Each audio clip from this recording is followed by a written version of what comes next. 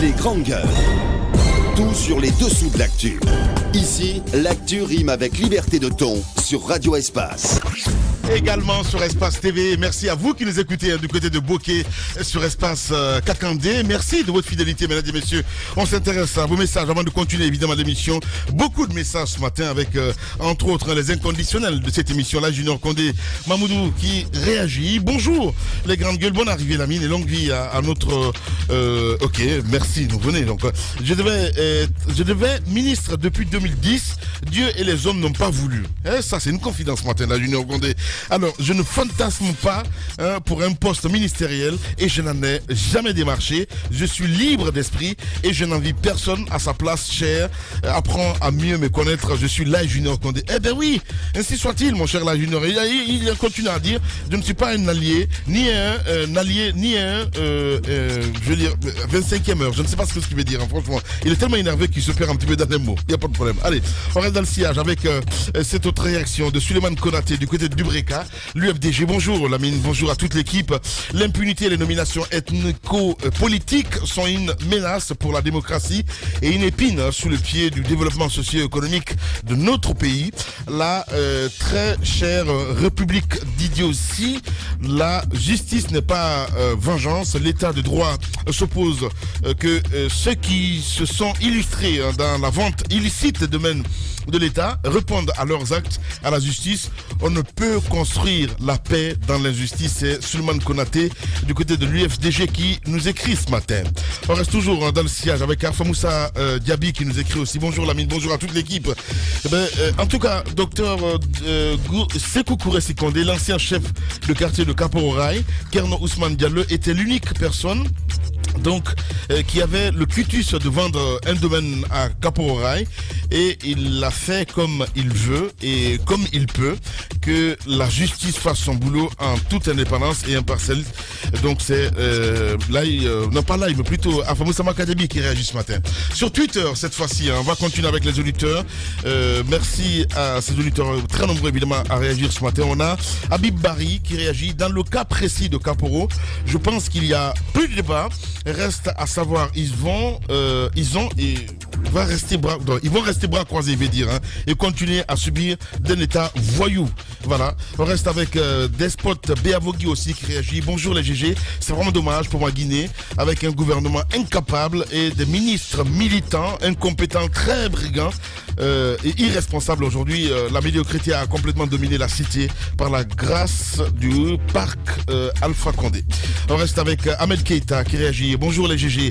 Clin d'œil à vous tous. La rediffusion des vidéos ne sont plus sur votre site. Ok, on va essayer de gérer ça avec Mohamed Diaby. Sinon, on a Kalas Sagno aussi qui réagit.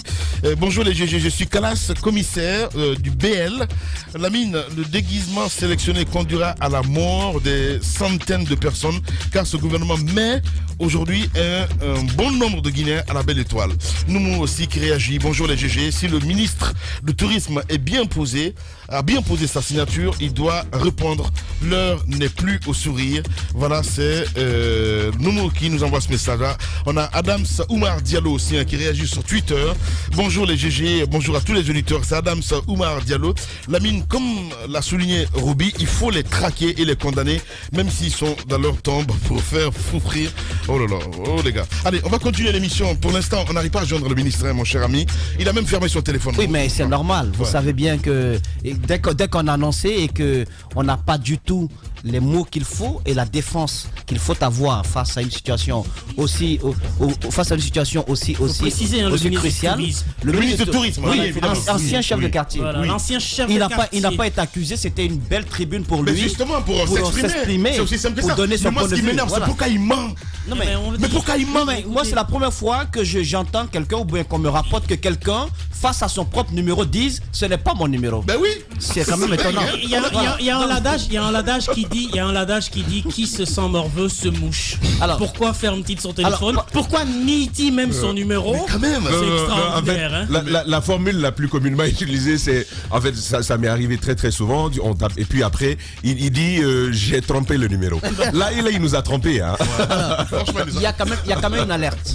Moi, je ne sais pas si vous prenez la corniche vers Donka, vers la Fondis.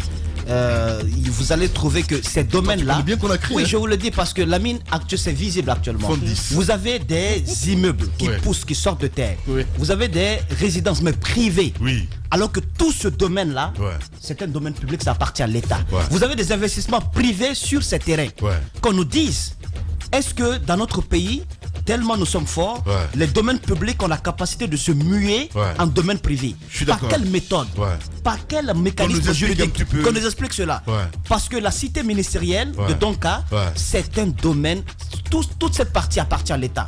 Pourquoi nous voyons, et ça a commencé depuis 2010, pourquoi on voit sortir de terre des investissements privés, des immeubles qui veulent peut-être toucher même le ciel, qu'on nous l'explique? Parce que ce n'est pas normal.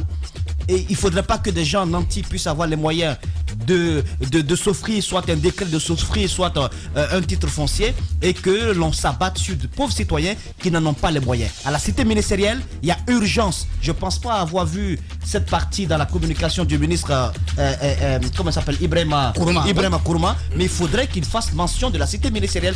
Qu'est-ce qui se passe là-bas? D'où proviennent ces investissements privés? Avec quel accord ces personnes ont eu le droit de construire sur ces domaines publics? Allez-y, mon cher Jacques. En tout cas, le pouvoir actuel devrait apporter la solution aux problèmes qui ont été provoqués par le passé. L'impression que je suis en train d'avoir, c'est qu'on est en train d'en créer, c'est-à-dire pour le long terme. Je crois que la casse aura lieu encore, c'est encore devant nous, parce que on a parlé des domaines publics maritimes, on a parlé des domaines de l'État qui sont en train d'être livrés au privé. Ce qui est sûr, du côté de Kapororaï, l'État lui-même ne va pas l'occuper tout de suite.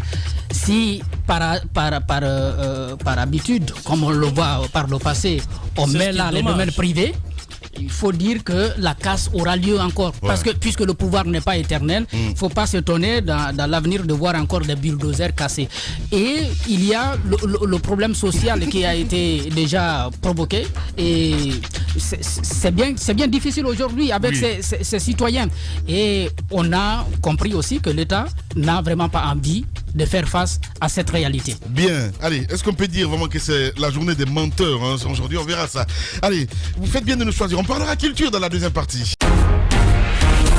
Véritable success story de la radio Espace Guinée, les grandes gueules, détentrices des meilleurs scores radio en Guinée, de la meilleure émission talk show, a donné le créneau horaire du départ au bureau et du retour à la maison, récoltant depuis des années consécutives le titre d'émission la plus écoutée en Guinée, toutes catégories confondues. Un grand total de plus de 5 millions d'auditeurs ont été fidèles au talk show Les GG, diffusé jour après jour sur toutes les stations du réseau Adafo Média de 9h à 10h30, un exploit qui restera longtemps dans les annales de la bande FM en Guinée.